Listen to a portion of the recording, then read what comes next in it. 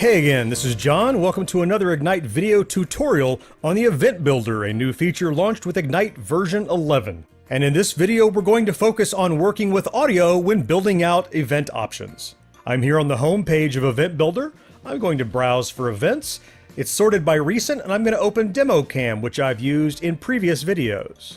DemoCam has no options right now. We're going to build a simple microphone table to see how easy it is to work with audio compared to previous Ignite versions. First, here in the base event, let's take a look inside of this audio item to find out what's going on inside. The base event was bringing mic 1 and 2 to full over 5 frames. A great new feature of Event Builder is there's no need to put in placeholder tasks or predict how many different tasks you're going to need. The only audio you ever should really place in the base event are sources you don't expect to be overriding with option values. And since mics 1 and 2 are things that I will be placing in my microphone option, I'm going to go ahead and not specify both of those.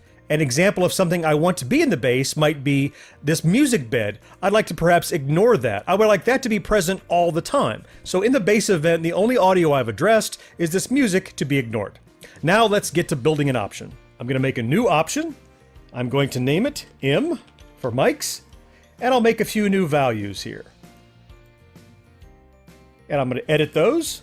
And I went ahead and named these values, mic 1, mic 2, mic 1 and 2, mic 2 and 3, and mic 1, 2, and 3. Remember, I placed no placeholder tasks in my base. This is how easy it is to start creating your option values. If it's not already selected, highlight the audio, hop into virtual source. You'll note that that microphone ignore isn't visible here. If you hop in the base event, you'll see that it is. But when you're working with the option, you'll only see things that are present in the option. This is unique to working with audio. And now it's a matter of just filling out the values for this table. If we want mic 1 in value 1, we will say mic 1 set to full. I went ahead and filled out all the virtual sources that I want to address in these values. Mic 1, you can see mic 1's coming up. Mic 2 is mic 2, 1 and 2, 2 and 3, 1, 2 and 3. Again, remember, back in my base event, this MSX source will be ignored, and based on each value for the option M, it will address only the sources that you address inside of that value.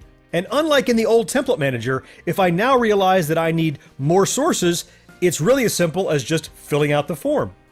If I determine that what I need is 1, 2, 3, and 4, I can create the new value and turn on those 4 mics. And when selecting duration, I can type my own value, or I can pick from the 3 most commonly used ones in a quick drop down.